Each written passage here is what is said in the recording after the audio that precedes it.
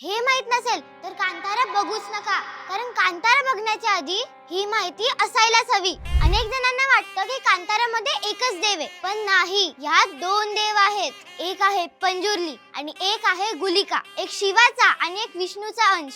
हे दोघं एकेकाळी एकमेकांचे कट्टर शत्रू होते. गुलिकाला वाटायचं माझ्या न्यायाशिवाय गाव वाचणारच नाही. पंजुर्लीला असं वाटायचं माझ्याशिवाय लोकांचं पोटच भरू शकणार नाही. लोकांचं भलं करण्यासाठी मला पुढाकार घेऊ दे. यावरून दोघांमध्ये भयंकर युद्ध चालू झालं. गुलिकाने या युद्धामध्ये काळ्या भोर अशा भीषण एनर्जी सोडल्या आणि पंजुर्लीने रानडुकरासारखी धाव घेऊन त्या मोडून काढल्या. अख्खं गाव दणाणलं, जंगल हदरलं, गावकरी भयभीत झाले आणि तेव्हाच प्रकट झाली दुर्गा माता.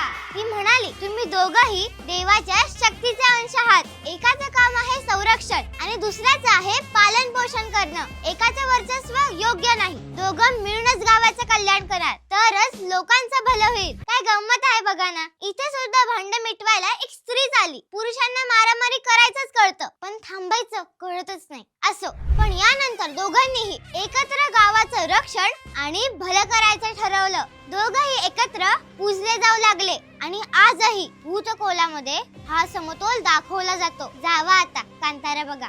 शार्पनर